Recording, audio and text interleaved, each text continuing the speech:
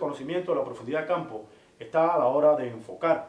Y si ustedes ven en las tablas, nosotros podemos colocarle diferentes valores y ustedes van a ver que el total de profundidad de campo va a aumentar en la medida que modifiquemos los valores anteriormente explicados. Cuando necesitamos enfocar objetos en movimiento, personas, animales, utilizamos estas tablas y lo que estamos haciendo es colocándonos a cierta distancia, ubicándonos con lentes o con valores de diafragmas que nos arrojen profundidades de campo en las cuales nuestros elementos se puedan mover. Por ejemplo, un caso típico en el atletismo, en competencia, donde los deportistas se mueven y tal.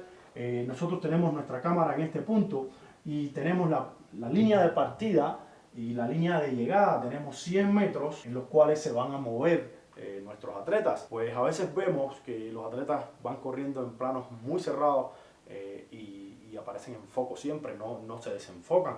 Y esto nos puede llamar la atención y decimos que gran ejercicio de enfoque han hecho los camarógrafos. Y no es por quitarle mérito, lo que pasa es que están aplicando un poco el concepto de la profundidad de campo. Se están utilizando valores de diafragmas, de distancias focales y distancias de enfoques que cuando uno los pone en esas tablas van a arrojar una profundidad de campo total que va a ser suficiente para que nuestro elemento se mueva a lo largo de toda esa distancia y se vaya a mantener completamente nítido. O sea, el proceso de enfoque casi es nulo, no tendríamos que enfocar, o si lo tenemos que hacer, pues es mínimo la corrección que habría que hacer. Por ejemplo, cuando se trabaja con dispositivos de estabilización, Steadicam y tal, muchas veces vemos que se llevan en primeros planos a los actores, hay movimientos complicados, muy intrincados y tal, y se tienen en cuenta estos valores tratando de conservar siempre la distancia de enfoque para que no nos varíe ninguno de los parámetros de profundidad de campo y nuestro elemento pueda estarse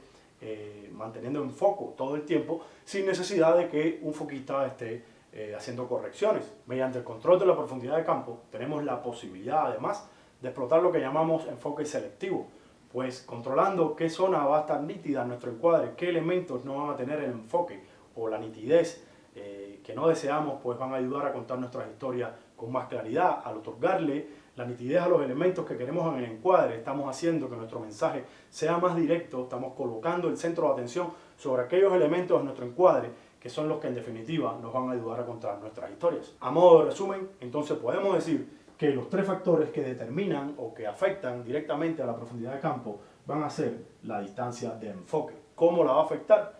A mayor distancia de enfoque vamos a tener mayor profundidad de campo. El segundo elemento dijimos que era el diafragma. ¿Y cómo lo iba a afectar? Pues mientras mayor iba a ser la apertura del diafragma, o sea, más pequeño el número F, íbamos a tener menor profundidad de campo.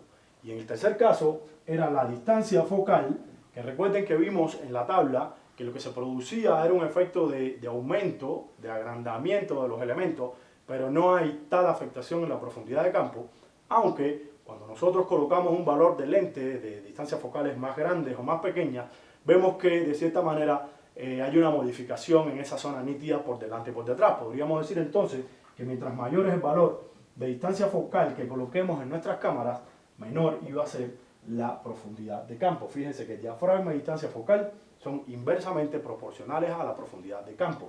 En el caso de la distancia de enfoque, sí es directamente proporcional. Entonces, teniendo en cuenta estos factores, ya ustedes saben, practiquen, introduzcan los diferentes valores y van a ver cómo pueden jugar con la profundidad de campo a la hora de obtener sus imágenes y a la hora de contar sus historias.